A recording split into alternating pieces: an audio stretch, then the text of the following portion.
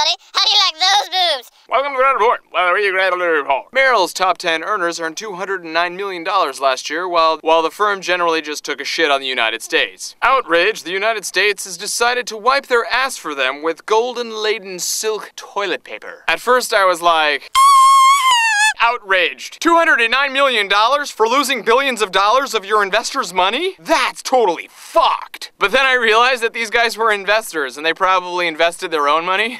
So that shit's gone too. Though $209 million would last this comedian the rest of his unnatural vampire life, assuming he stays out of the sun and doesn't get killed by anyone, that's a really long way of saying eternity. Those 10 idiots would probably lose it by lunchtime on Tuesday if they started trading on Monday. Justice is as funny as it is fair. Speaking of justice, did you like that transition? I'm trying this thing, it's called transitions. That one wasn't very subtle, but in a 6-3 ruling, the United States Supreme Court has decided to allow greedy people to keep their money if they sue large pharmaceutical companies.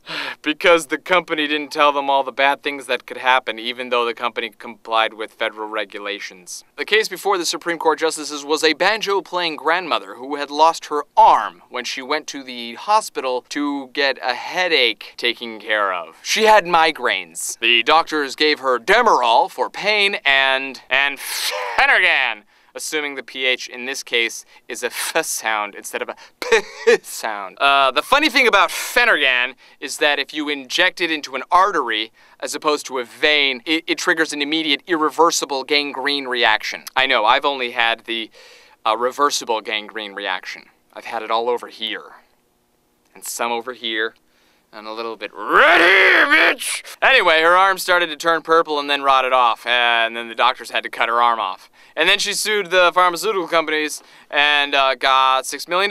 And the Supreme Court said, you get to keep it. When interviewed by the Associated Press, she had this to say. "Oh my God, I'm so happy," she told the Associated Press in a telephone interview. I'm ecstatic.